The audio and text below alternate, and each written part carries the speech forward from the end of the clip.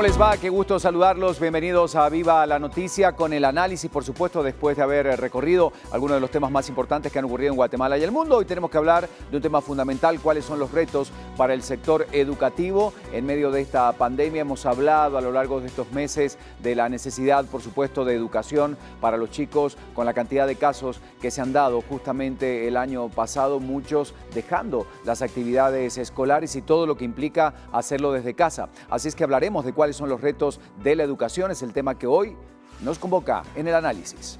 La pandemia de COVID-19 en Guatemala, como en otros países, ha agravado los problemas sociales. La educación es uno de ellos.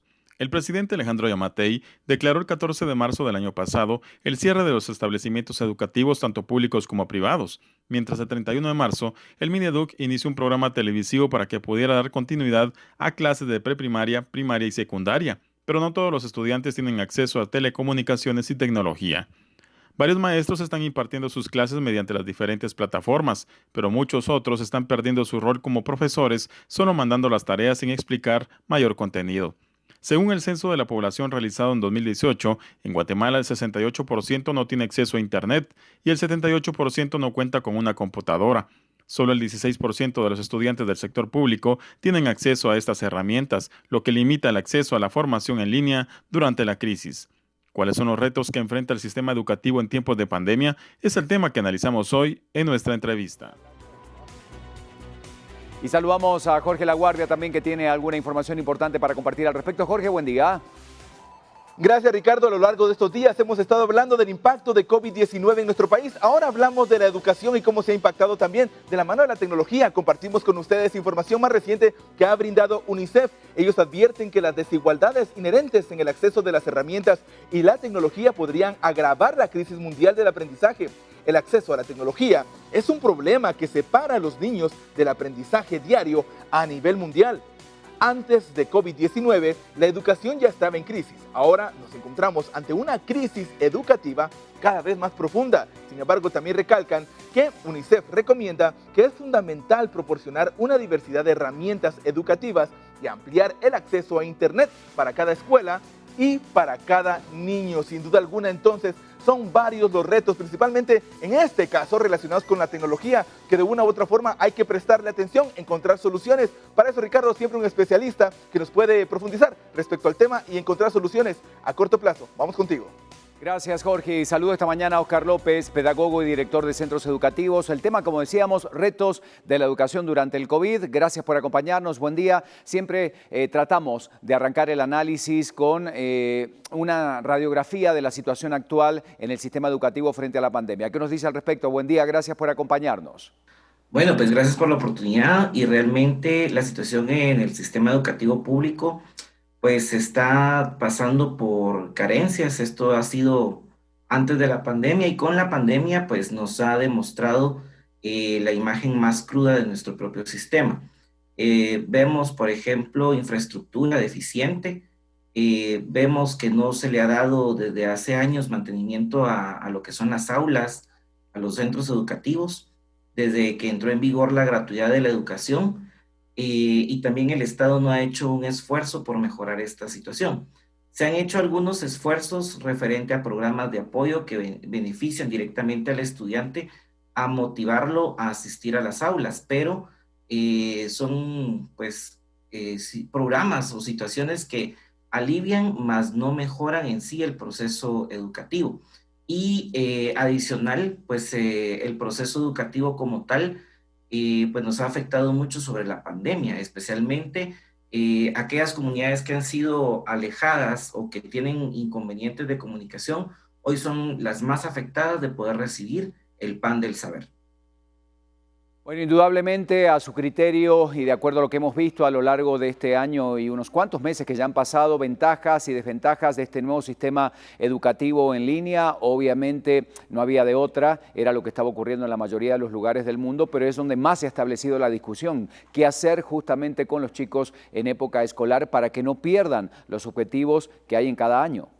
Es muy sabido que en las características que tiene nuestro país, puedo decir que es solamente para un grupo privilegiado que puede tener estas habilidades y herramientas a través del aprendizaje en línea. Muchos lo están utilizando y generalmente en establecimientos educativos privados, en donde cuentan con plataformas que me permite hacer una evaluación, me permite dar contenidos, me permite tener una videoconferencia, hacer grupos de trabajo. O sea, realmente son herramientas muy buenas, pero volvemos al mismo tema. Si no contamos con servicios básicos como agua, luz, mucho menos podemos pensar en la tecnología que llegue directamente a nuestras comunidades. Las clases virtuales son buenas, pero ahora pues vamos a ver las situaciones que van a venir posterior a este proceso de reintegración, ¿verdad? ¿Hasta dónde crees se están cumpliendo con los objetivos y las metas del sistema educativo actualmente? Como les decía en la pregunta anterior, uno de los temas puntuales es qué pasa. ¿Está funcionando realmente este sistema? Sabemos del trabajo que implica justamente para los docentes tratar de manejar y de llevar el control en una clase numerosa, en línea, con varios niños, el tema de la atención a cada una de esas clases. ¿Qué es lo que realmente queda después que termina? Porque es importante conocer, sobre todo, insisto, si nos basamos en objetivos y metas a cumplir. Pues el sistema híbrido es una combinación que el Ministerio de Educación ha estado implementando, que es la combinación de las clases presenciales, las clases virtuales y a distancia. El reto y el desafío más grande es cómo llegar a esas comunidades que ya estaban por sí alejadas al no tener, por ejemplo, servicios básicos como agua, luz, teléfono, y que hoy son directamente un, directamente una herramienta necesaria para este sistema, en donde los maestros a través de su bicicleta, de su motocicleta, de su vehículo, tratan de llegar a sus alumnos a las comunidades alejadas. Y la otra situación más compleja va a ser un retorno a clases con espacios educativos dignos, espacios educativos que permitan el distanciamiento social, porque el mismo semáforo que el Ministerio de Salud brinda, pues indica la distancia que se deben de tener entre alumnos dependiendo del color del semáforo en el municipio. Entonces, eso también va a ser una parte muy importante, contar con los espacios adecuados para poder impartir clase y también en el proceso del programa de alimentación escolar, que eso no ha dejado de darse, pero que también es un elemento importante y de motivación que permite que los estudiantes lleguen al aula, por lo menos en el nivel primario y preprimario. ¿Qué ha pasado con el tema de la deserción escolar? Hemos hecho un análisis de lo que ha ocurrido en la mayoría de los países en el resto del mundo, sobre todo en Latinoamérica, y los indicadores no son nada positivos, sobre todo en el primer año, en lo que ocurrió durante el 2020 con la deserción. ¿Qué pasó en Guatemala? Realmente la deserción escolar aumentó en el año 2020, especialmente en el nivel preprimario. Entendemos la situación económica. Muchos padres de familia priorizaron, ¿verdad?, las necesidades básicas como alimentos, techos, servicios, pero descuidaron la parte de educación preprimaria. También vemos una migración que se está dando muy fuerte entre los colegios privados de clase media, podríamos decir, a los establecimientos públicos. Esto derivado de que el padre de familia fue castigado obviamente por la economía y buscan una estrategia de poder economizar utilizando los servicios educativos. Entonces vamos a ver una deserción a futuro muy fuerte, pero va a ser sobre todo en los establecimientos privados. Y por último, me gustaría consultarles sobre los retos que vienen de ahora en adelante para el sistema educativo. Se habla de este famoso concepto de educación híbrida. Obviamente lo que queremos es que el retorno a clase de los chicos sea de manera segura. Esto es responsabilidad de absolutamente todos, pero hay que crearles un sistema muy adecuado, obviamente, para que puedan reinsertarse de la mejor manera. Ya hay muchos sectores que están reclamando justamente la apertura de los establecimientos educativos, justamente con este tema puntual y específico, que los chicos no pierdan la calidad educativa, que es fundamental. Bueno, retos más que los que teníamos de dar una educación de calidad. El primer reto es tener instalaciones adecuadas por el tema de salubridad.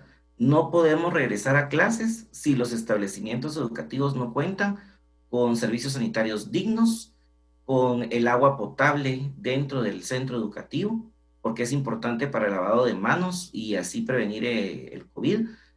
Tener también el reto de cómo el estudiante va a poder tomar las consideraciones de las normas. Por más que insistamos que el distanciamiento social, el uso de la mascarilla, el lavado de manos, esto lo podemos tratar de entender los adultos. Y digo tratar porque hemos visto en la calle que hay gente que ni siquiera la mascarilla tiene puesta. Entonces, ese va a ser el reto. ¿Cómo educar al niño en este nuevo sistema donde no va a encontrar a los 30, 40 niños en el aula, sino va a encontrar a 5, a 10, dependiendo del tamaño de las dimensiones de su salón de clase? Y esto va a ser un reto para padres y maestros. Esa integración de cómo socializar al niño y llevarlo directamente al proceso educativo será el reto más grande que tengan los maestros. Igual manera los padres de familia, porque se van a cambiar conductas y si el padre de familia no apoya al docente de las acciones que hagan en la escuela, entonces va a haber mayor conflicto. Muchísimas gracias por habernos acompañado esta mañana, Óscar López. Reiteramos, él es pedagogo y director de centros educativos. Hoy hablamos de los retos de la educación por la pandemia.